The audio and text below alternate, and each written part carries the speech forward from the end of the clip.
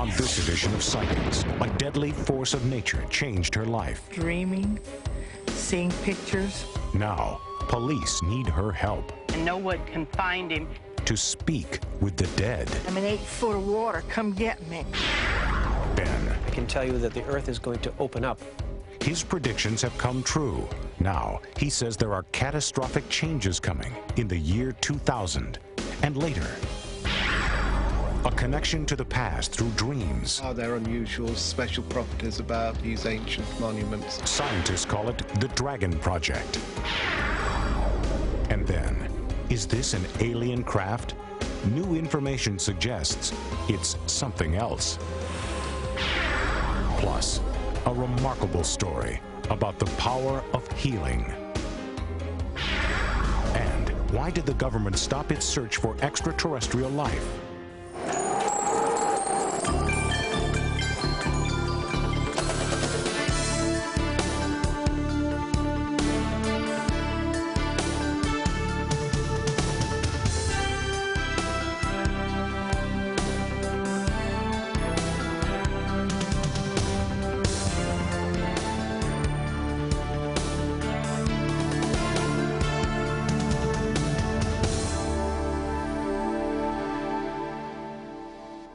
Welcome to Sightings. I'm Tim White. There are certain people who seem to have a special psychic gift. They don't advertise with a 900 number or with a sign in their front yard. They are a remarkable group of super-sensitive individuals who all seem to share a similar psychic power. But the way they believe they became psychic is as different as each individual. We don't know how it works. I mean, if we did, it wouldn't be mysterious. If we knew how it worked, it wouldn't be controversial. If we knew how it worked, we'd be using it reliably.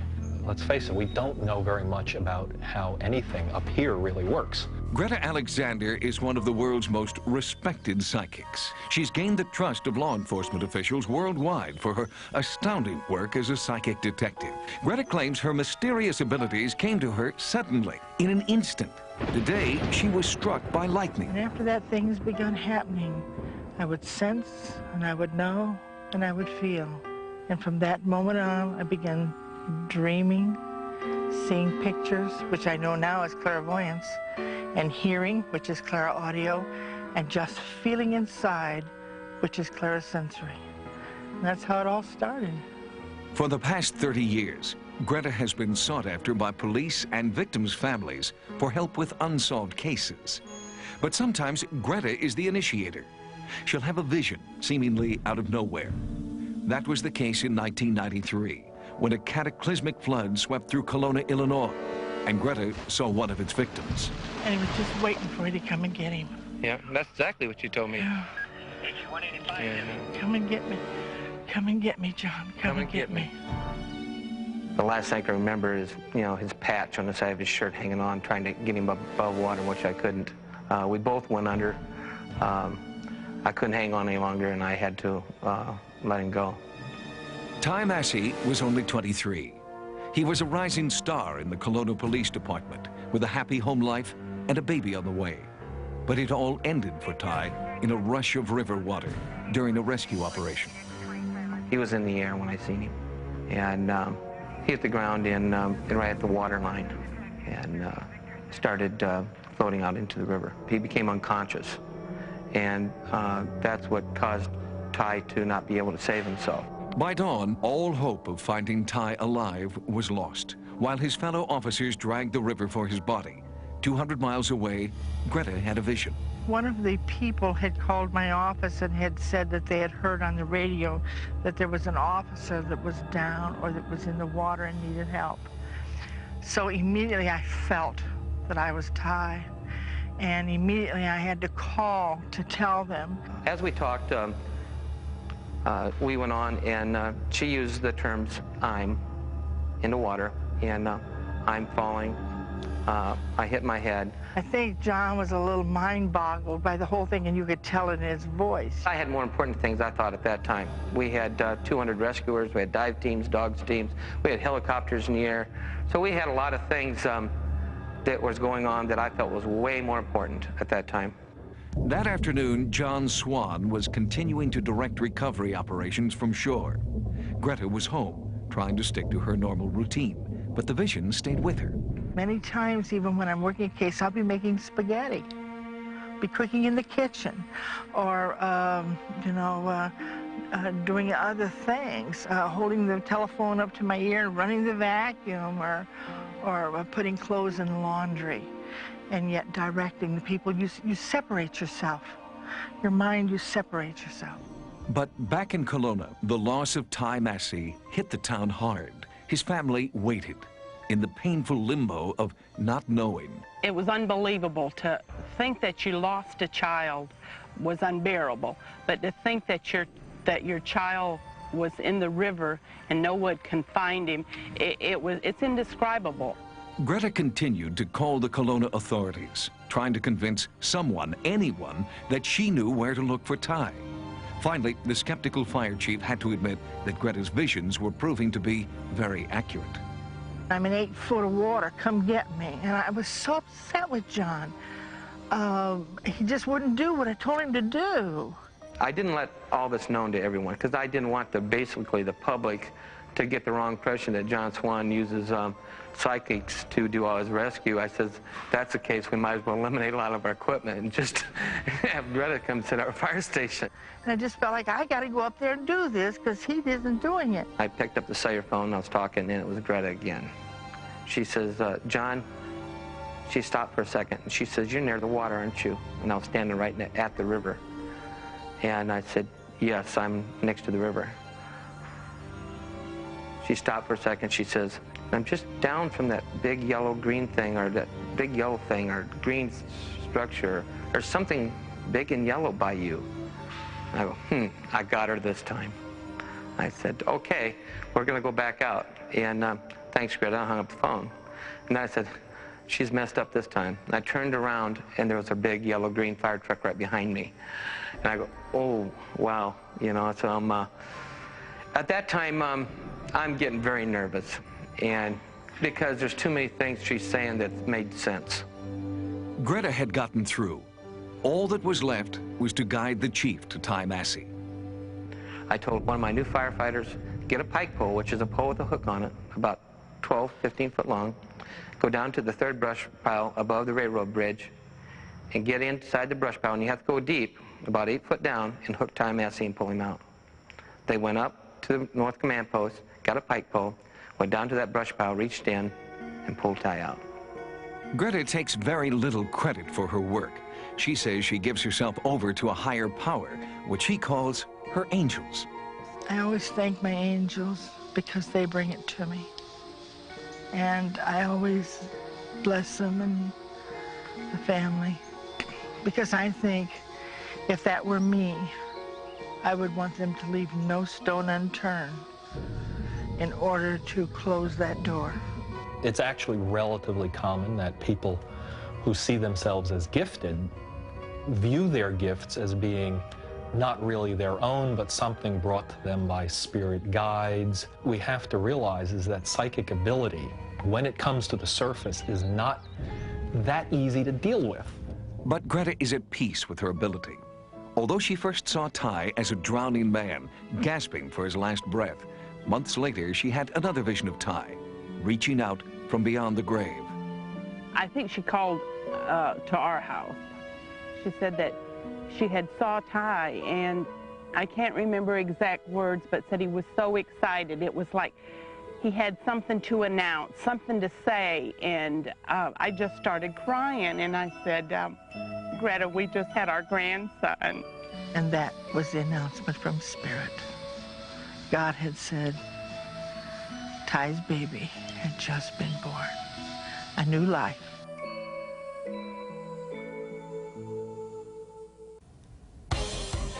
Coming up next on Sightings. We are now going to start seeing a brand new pattern. There are episodes of very rapid change occurring in the Earth.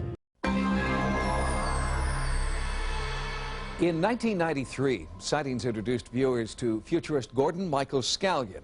He made some disturbing predictions about major Earth changes that would soon begin to shift our planet's tectonic plates.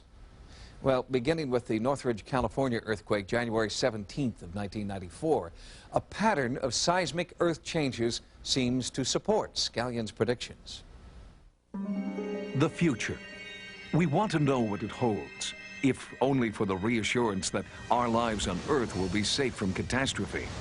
But sudden changes to our planet are on the horizon, according to futurist Gordon Michael Scallion. I can tell you that the Earth is going to open up in California, and I can tell you exactly where it will open up. Scallion made this prediction in early 1993, nearly 1 year before the devastating Northridge quake. It will occur in the greater Los Angeles region. The bridges and highways, especially the bridges that cross other bridges, will come down. The damage will be extensive. Scallion was right. Los Angeles was rocked by the worst earthquake ever recorded in the area. Recently, we anxiously returned to Scallion's rural New Hampshire retreat to find out if the monster quake had altered his bleak outlook for the future. But Northridge was a quite different quake. The most significant thing was that it was a vertical quake, which we had been predicting for 2 years. The warning was, watch for vertical quakes. When they start, then the domino effect will occur, in particular 94 and 95. And then it will increase each year, literally tenfold. So by 96, 97, it literally will change the face of the Earth. The result of these cataclysmic earth changes are illustrated in Scallion's future map of the United States. It shows a terrifying version of America, much of it underwater as we approach the year 2000. As I look to the year 98, 99, 2000, what I see by that time is that many of the major changes have already occurred. The Ring of Fire is the predominant pattern or the predominant region of the globe that I'm focused on.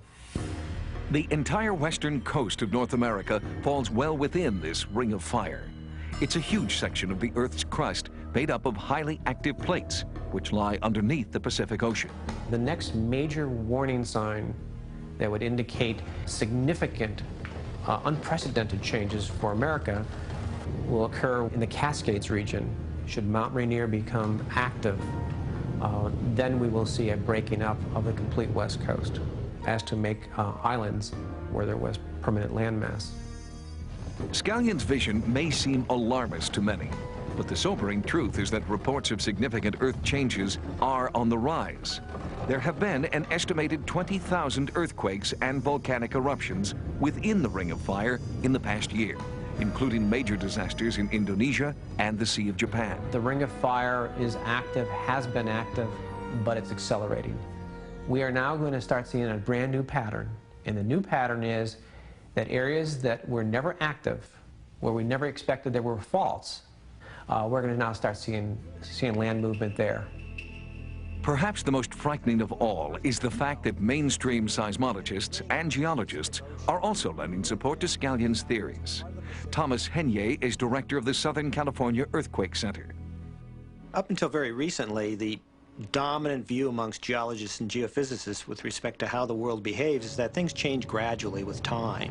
But we're beginning to see more and more that there are episodes of very rapid change occurring in the Earth from time to time. Are we in just such a period of rapid change? Is the domino effect in recent Earth changes a harbinger of bigger catastrophes just months away? Gordon Michael Scallion says yes, but also understands he has a responsibility for the predictions he makes. I tend to wait until I see things occur over and over again in my visions before I make a statement on it.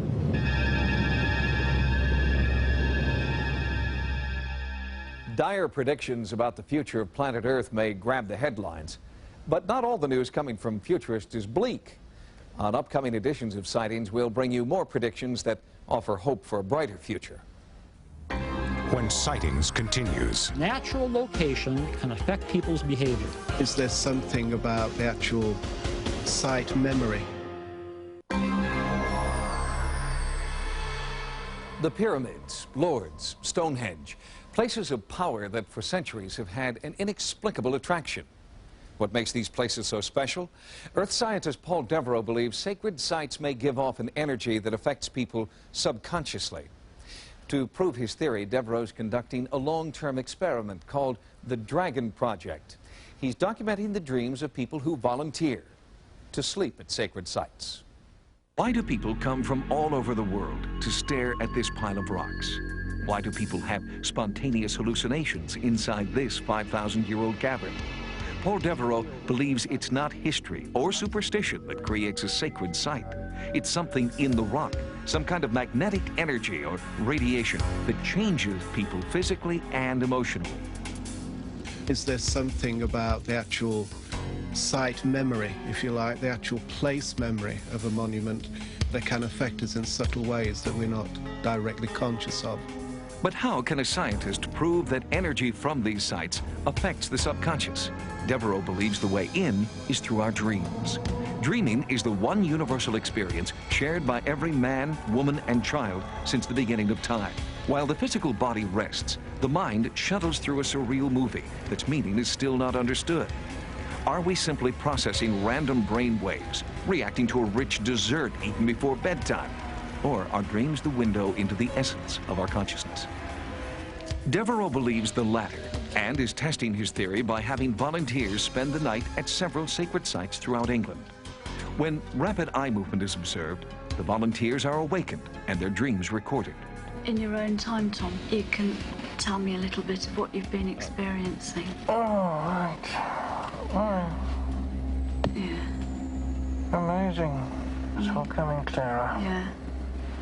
We're not interpreting their dream for them, but what we are doing is looking at a site, and if we say, okay, there's 20 people had perhaps 40 dreams here, is there anything in those dreams that is specific just to this site? World-renowned dream expert Dr. Stanley Krippner is assisting in the collation and analysis of the dreams.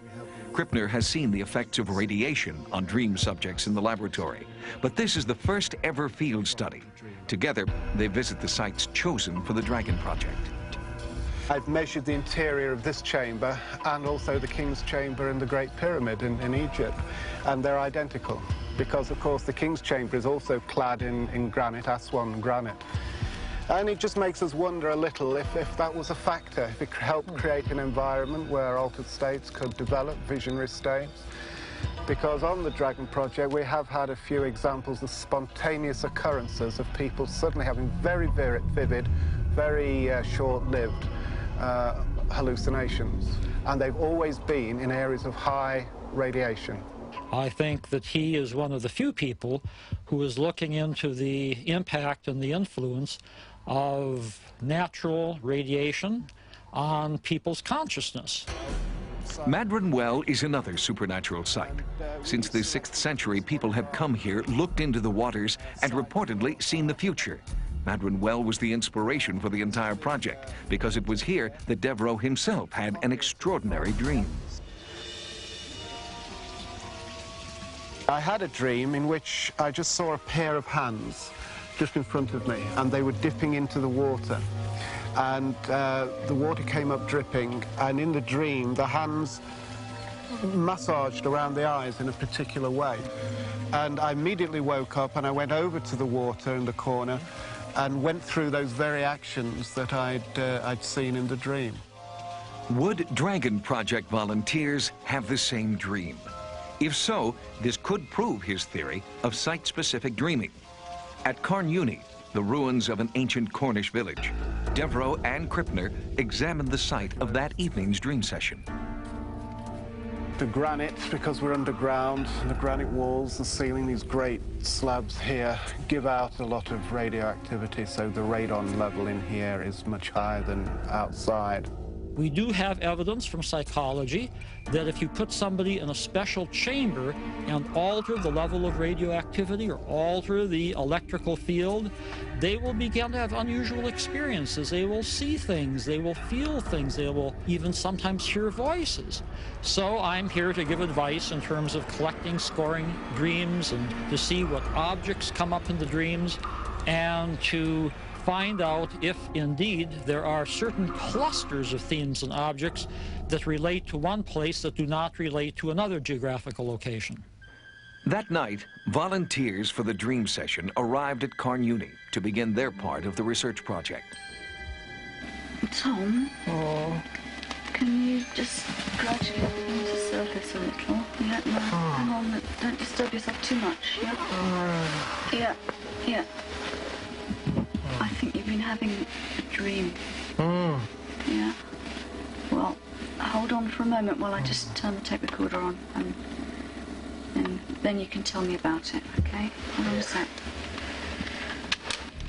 The Dragon project is ongoing and will continue into 1995. While the analysis is not complete, some intriguing information is already surfacing. If Paul does get some very striking results, it's yet another example of how a natural location can affect people's behavior. If the natural radiation in these sacred sites is proven to have a measurable effect on our minds, the implications are far-reaching. Are we truly the product of our environment? And what other forces of nature are shaping our subconscious? Will it one day be shown that the phosphorus in the seas, the chlorophyll in the rainforests, and sadly, the ozone in the air make us who we are? Paul Devereaux expects to complete the first stage of the Dragon project within the next year. All of the dreams that he's collected will then be turned over to Dr. Stanley Krippner for collation and analysis at the Saybrook Institute in San Francisco. Coming up next on Sightings, new theories on a UFO crash in Canada. And a boy beats the odds with a miracle cure. Later, why did the government abruptly shut down the search for extraterrestrials? On past episodes, Sightings investigated videotape of an alleged UFO supplied by an anonymous source known only as Guardian. Then at first, the so-called Guardian tape of what appears to be a UFO crash landing looked very convincing. But as we moved deeper into the investigation, our questions started to outnumber the answers. These images were touted as some of the best photographic evidence of UFOs ever recorded. A videotape with several short scenes cut together arrived at the Sightings offices with no return address. The label on the videotape had only one word: Guardian. Who was Guardian? And had he or she actually captured a UFO crash landing on videotape? Some experts now believe Guardian was part of the U.S. government's rumored UFO disinformation program. They believe that hoaxes and absurd tabloid headlines are planted by the Pentagon to discredit ufologists and keep the prying eyes of the public away from what they're really doing. Sightings has conducted numerous experiments where we found it relatively simple to create an intriguing UFO photograph. Is our government doing the same? In 1991, a small community outside of Ottawa, Canada, was thought to be the site of Guardian's elaborate hoax. What you have is a little rural community in eastern Ontario, close to Ottawa, called Mannion Corners, a little tiny place, maybe 50 or 60 families live there. And in 1991, somebody decided that they would put together this UFO hoax and put out a video. After the videotape was distributed worldwide, official-looking documents began to surface. Some were written on Canadian government stationery. Then, still photographs of supposedly extraterrestrial creatures were released. These were an obvious tip-off that a hoax was being perpetrated. So we enlisted the help of MUFON Canada's Assistant Director, Tom Theophanis, and photo analyst Jeff Saigneau. The documents are purported to be Department of National Defense Canadian military documents, but just a quick read of them shows that they're obviously falsified. So you see statements like, insatiable sex drive, their women prefer human partners. Blonde types infiltrate the artistic centers of Canada. It appears they need artists to get the message out. These obviously such hokey documents that there's no doubt that these are falsified.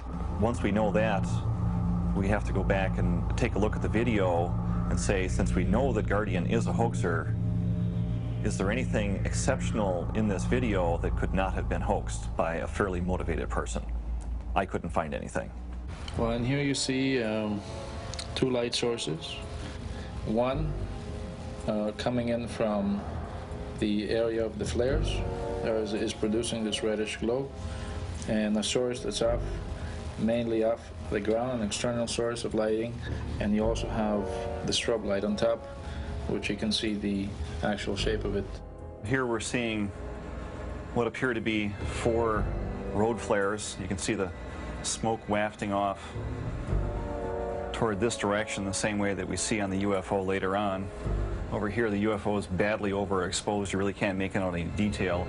There's no motion there, nothing but a strobe light on top that's anything out of the ordinary.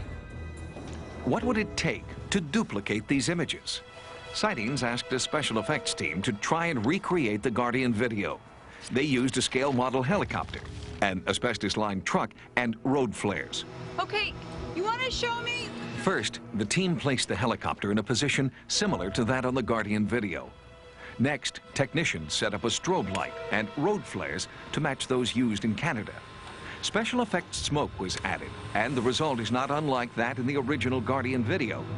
Depending on how much smoke was added, the silhouette of the helicopter could look like a UFO crash landing.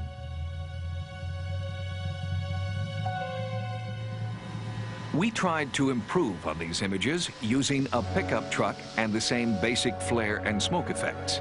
Again, the images were similar, but like the sophistication of the original tape. The alien creature was much easier to duplicate. A 10-year-old girl, a rubber head, and black and white film was all we needed. To the untrained eye, these creatures might seem like the real thing, and that's just what the hoaxers want you to believe. But who are they? Psychotherapist Dr. Howard Schachter explains his theory. It's been said, of course, that hoaxterism is all about personal gain. Very often, the hoaxer is aware of what's at stake.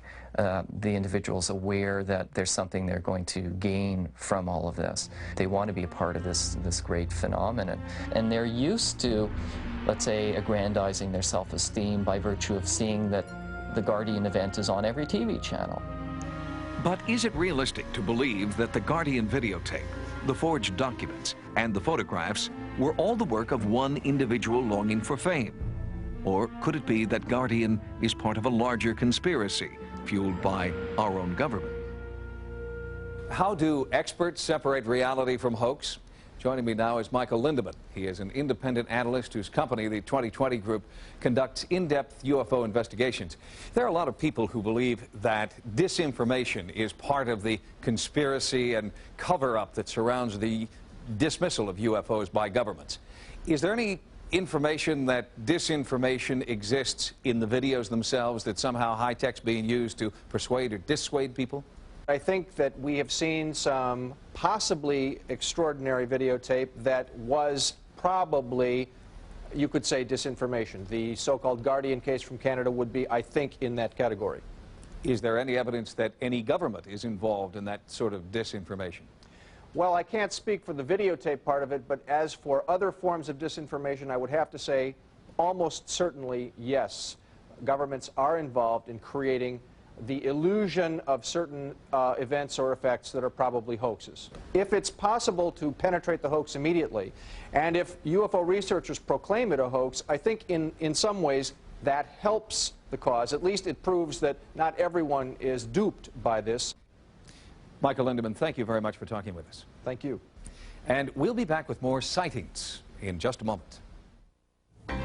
When Sightings continues, a remarkable story of a young boy who baffled doctors. He thought he was going to die.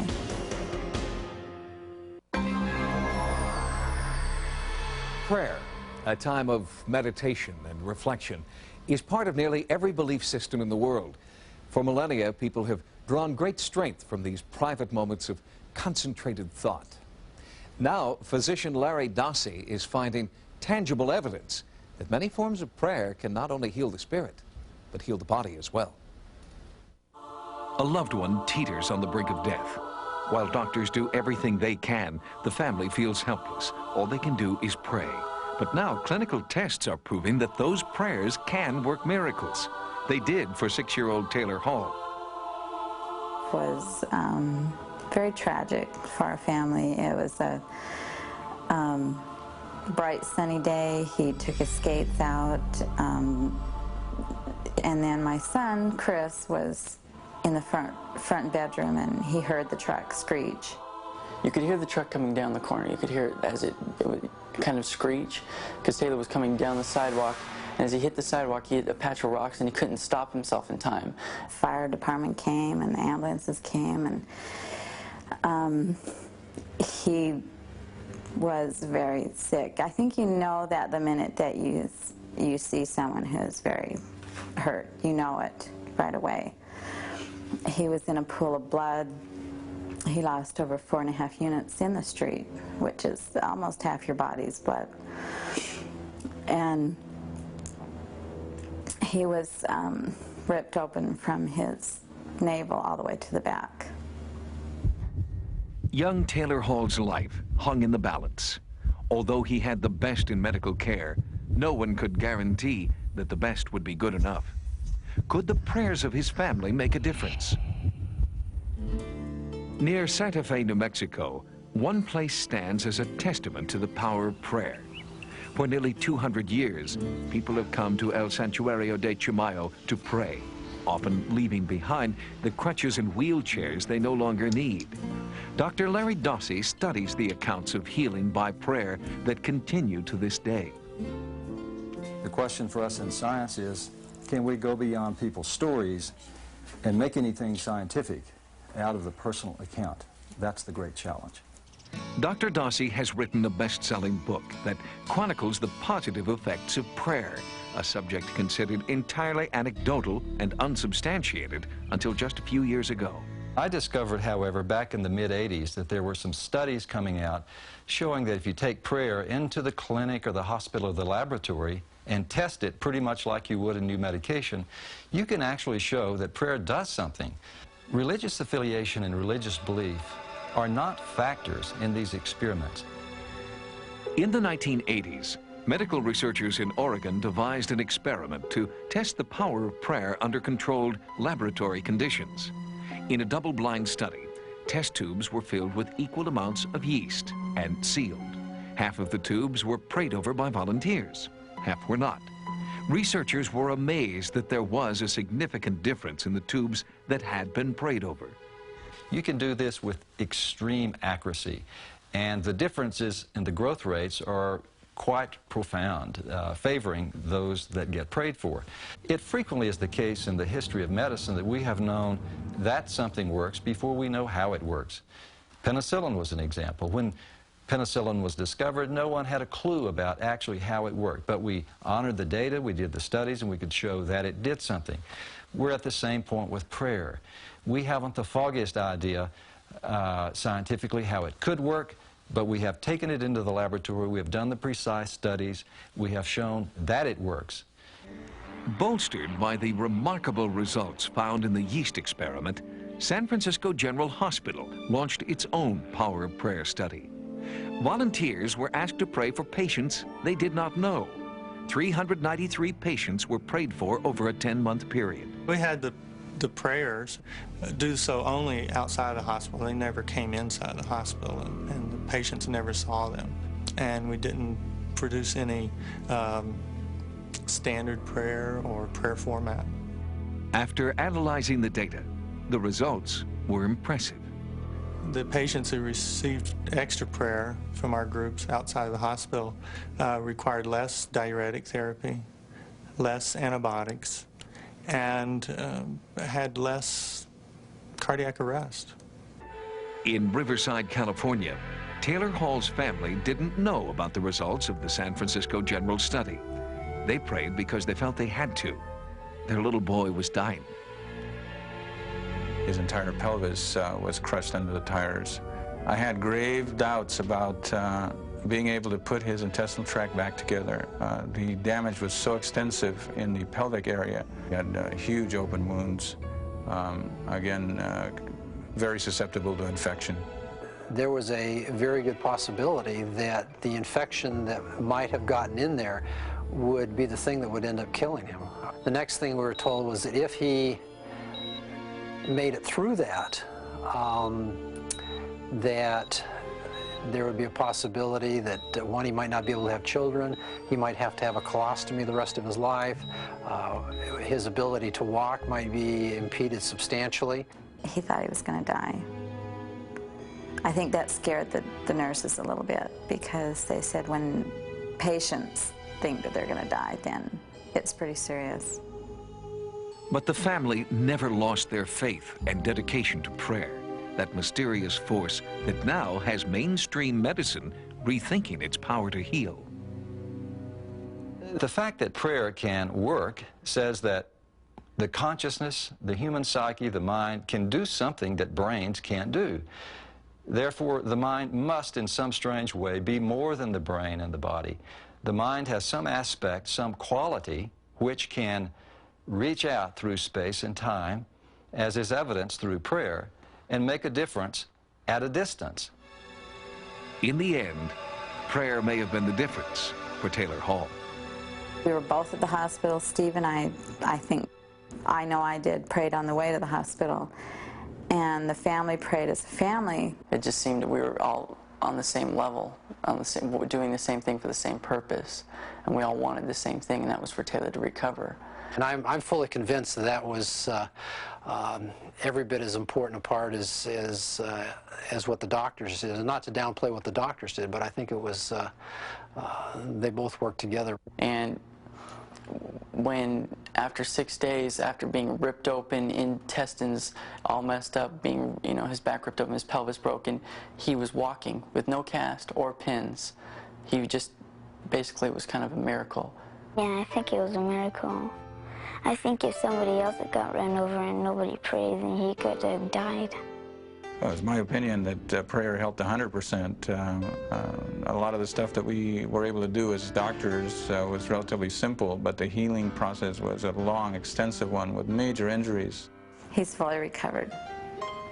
He doesn't have anything major wrong with him. He gets headaches now and then, but everything else on his body is normal. In fact, he's above normal. He's skating again.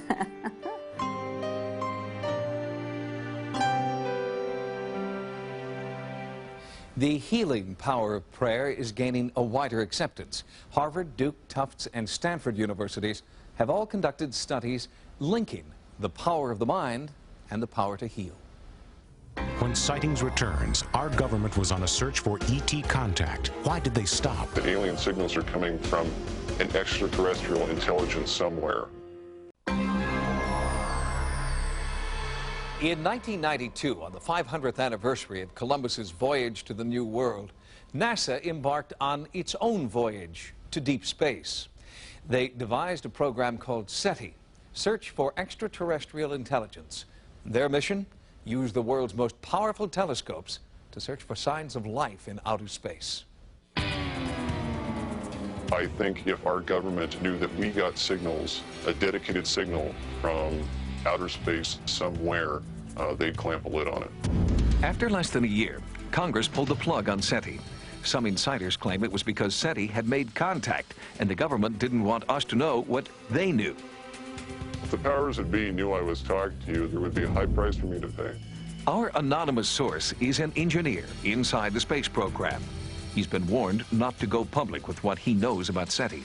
He recalls an earlier time when there were fewer secrets and higher hopes. If they get nothing, it's been a worthwhile venture because we've tried. If they get something, it'll be the greatest discovery of mankind. The search for extraterrestrial intelligence was launched October 14, 1992. Giant radio telescopes were aimed at the stars. Scientists and engineers listened to the cacophony of space noise, searching for radio signals that might indicate the presence of another advanced civilization. It was used pretty much just like any other intelligence agency would use eavesdropping equipment, except it was pointed up towards space. SETI was a breakthrough. After decades of rumors about covert UFO projects, the United States government not only publicly acknowledged the possibility of intelligent life in outer space, but agreed it was a possibility worth spending $100 million to explore. It's very hard to believe that the government would allow something this extraordinary to be released to the general public without scrutiny and censorship.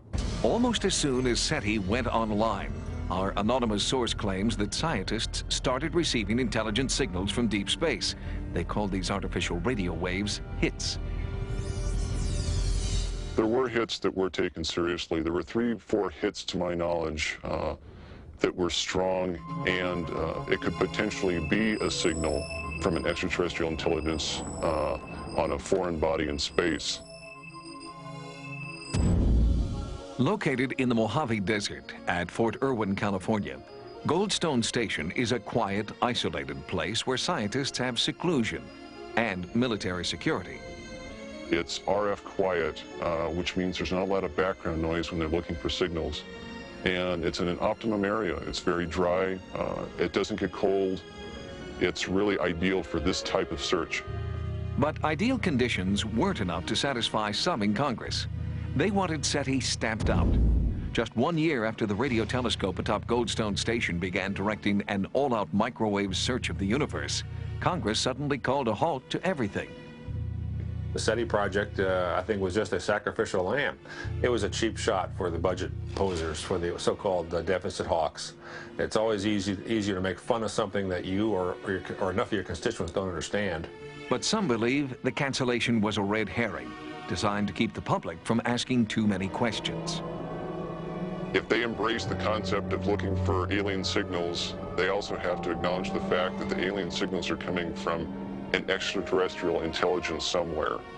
And for certain people, that's not something that they want to either believe in or allow anybody to know that they believe in. Some close to the project allege the National Security Agency quashed SETI in an effort to suppress findings so bizarre they felt it would send the public into a media-induced panic. Their history and action in the past is a good warning of what they would do if something like this happened. But at the same time the government was supposedly dismantling SETI, private companies came forward with millions of dollars in donations. Hewlett-Packard, Intel, Microsoft, and others helped resurrect SETI, and from the ashes they created Project Phoenix.